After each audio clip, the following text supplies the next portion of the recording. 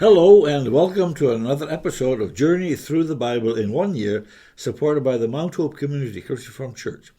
And today is May 13. My name is Bob, and we're glad that you joined us in this daily reading of the Bible, which we post each weekday, Monday to Friday.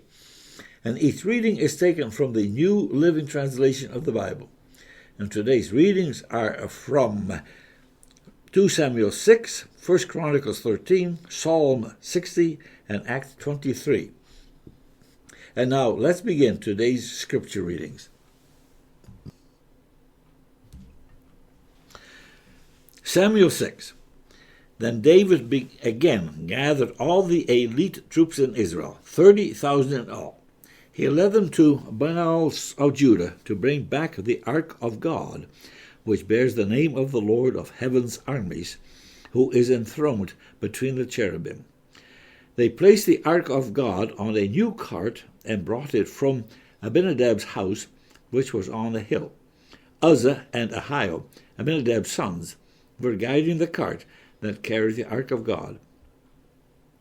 Ahio walked in front of the ark, and David and all the people of Israel were celebrating before the Lord, singing songs and playing all kinds of musical instruments, lyres, harps, tambourines, castanets, and cymbals. But when they arrived at the threshing floor of Nacon, the oxen stumbled, and Uzzah reached out his hand and steadied the ark of God. Then the Lord's anger was aroused against Uzzah, and God struck him dead because of this. So Uzzah died right there beside the ark of God. And David was angry because the Lord's anger had burst out against Uzzah. He named that place Perez Uzzah, which means to burst out against Uzzah, as it is still called today. David was now afraid of the Lord, and he asked, "How can I ever bring the ark of the Lord back into my care?" So David decided not to move the ark of the Lord into the city of David. Instead, he took it to the house of Obed-Edom of Gath. The ark of the Lord remained there in Obed-Edom's house for 3 months, and the Lord blessed Obed-Edom and his entire household. Then King David was told, "The Lord has blessed Obed-Edom's household and everything he has because of the ark of God."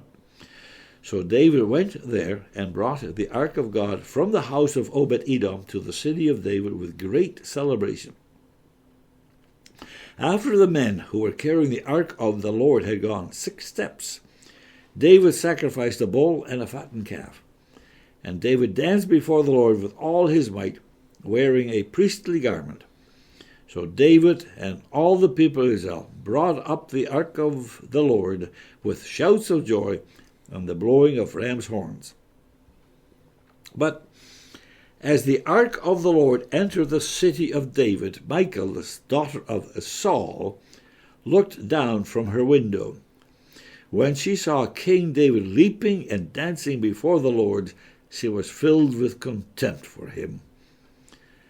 They brought the ark of the Lord and set it in its place inside the special tent David had prepared for it.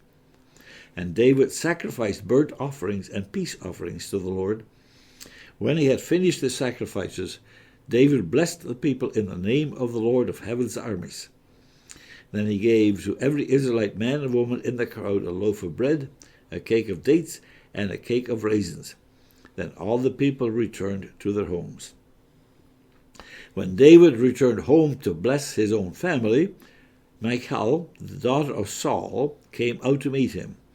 She said in disgust, "How distinguished the king of Israel looked today, shamelessly exposing himself to the servant girls like any vulgar person might do." David retorted to Michal, "I was dancing before the Lord, who chose me above your father and all his family. He appointed me as the leader of Israel, the people of the Lord, so I celebrate before the Lord. Yes, and I am willing to look even more foolish than this, even to be humiliated in my own eyes. But those servant girls you mentioned will indeed think I am distinguished." So Michal, the daughter of Saul, remained childless throughout her entire life.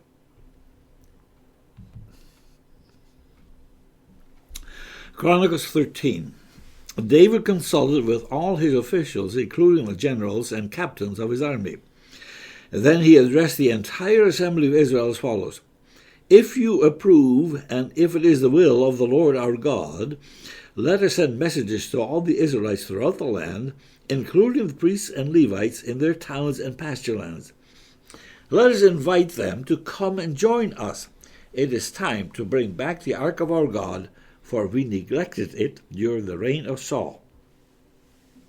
The whole assembly agreed to this, for the people could see it was the right thing to do.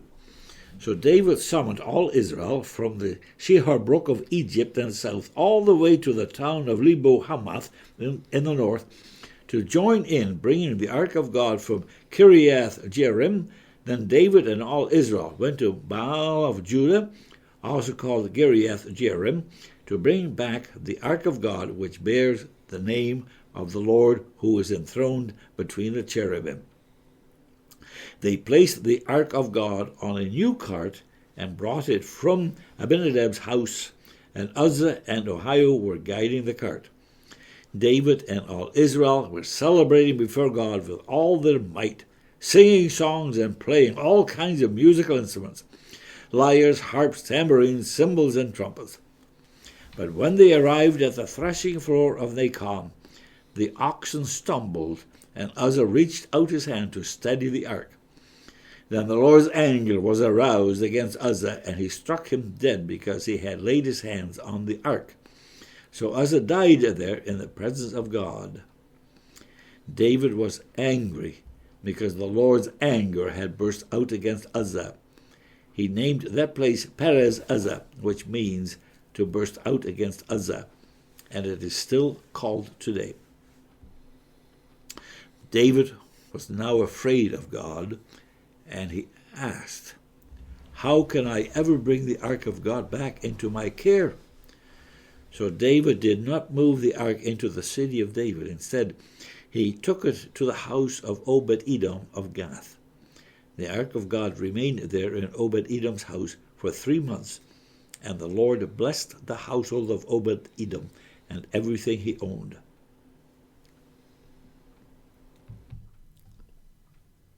Psalm 60. You have rejected us, O God, and broken our defenses. You have been angry with us. Now restore us to your favor.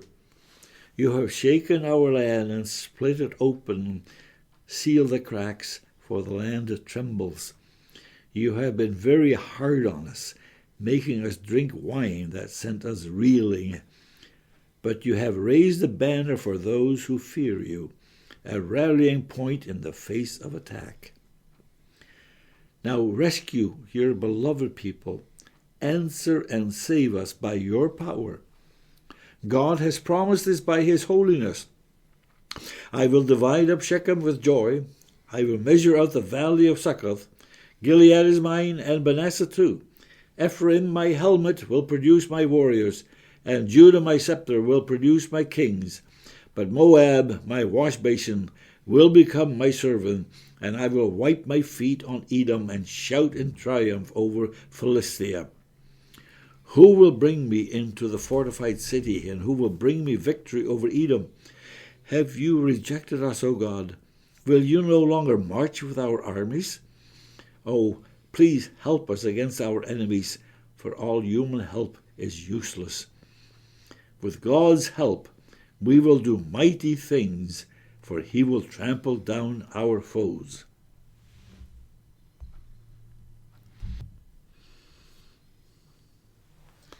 Acts 23. Gazing intently at the high council, Paul began, "Brothers, I have always lived before God with a clear conscience." Instantly Ananias, the high priest, commanded those close to Paul to slap him on the mouth. But Paul said to him, "God will slap you, you corrupt hypocrite. What kind of judge are you to break the law yourself by ordering me to struck like that?" Those standing near Paul said to him, "Do you dare to insult God's high priest?" "I am sorry, brothers. I didn't realize he was the high priest, Paul replied. For the scriptures say, you must not speak evil of any of your rulers. Paul realized that some members of the high council were Sadducees and some were Pharisees. So he shouted, Brothers, I am a Pharisee, as were my ancestors, and I am on trial because my hope is in the resurrection of the dead. Now this divided the council, the Pharisees against the Sadducees. For the Sadducees say there is no resurrection or angels or spirits, but the Pharisees believe in all of these. So there was a great uproar. Some of the teachers of religious law, who were Pharisees, jumped up and began to argue forcefully. We see nothing wrong with him, they shouted. Perhaps a spirit or an angel spoke to him. As the conflict grew more violent, the commander was afraid they would tear Paul apart.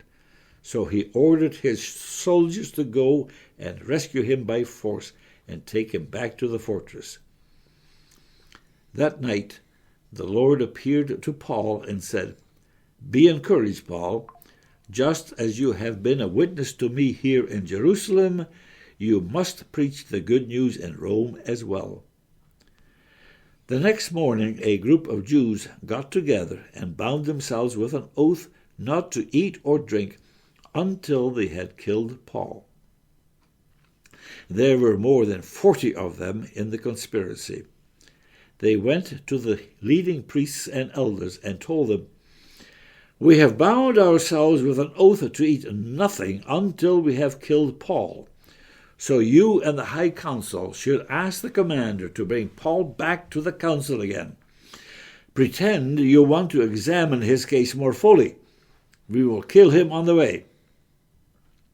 But Paul's nephew, his sister's son, heard of their plan and went to the fortress and told Paul. Paul called for one of the Roman officers and said, Take this young man to the commander. He has something important to tell him. So the officer did, explaining, Paul, the prisoner, called me over and asked me to bring this young man to you because he has something to tell you.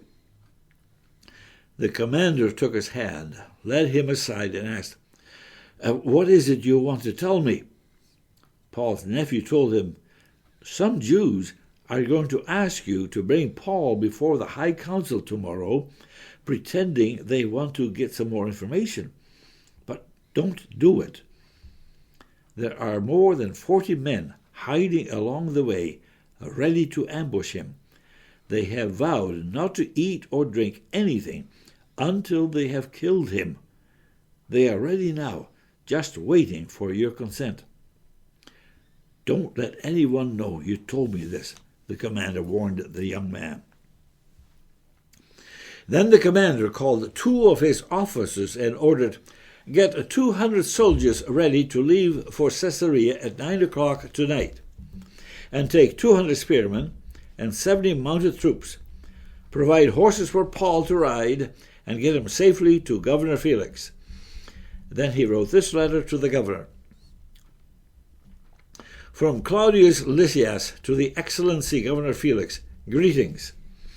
This man was seized by some Jews, and they were about to kill him when I arrived with the troops.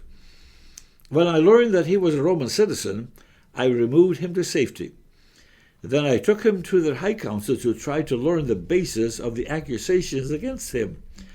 I soon discovered the charge was something regarding their religious law, certainly nothing worthy of imprisonment or death. But when I was informed of a plot to kill him, I immediately sent him on to you. I have told his accusers to bring their charges before you. So that night, as ordered, the soldiers took Paul as far as Antipatris. They returned to the fortress the next morning, while the mounted troops took him back to Caesarea. When they arrived in Caesarea, they presented Paul and the letter to Governor Felix.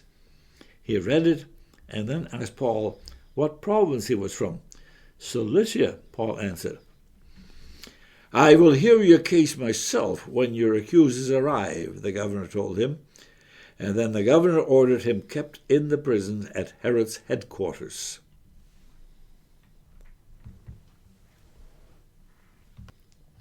And that is the end of today's reading.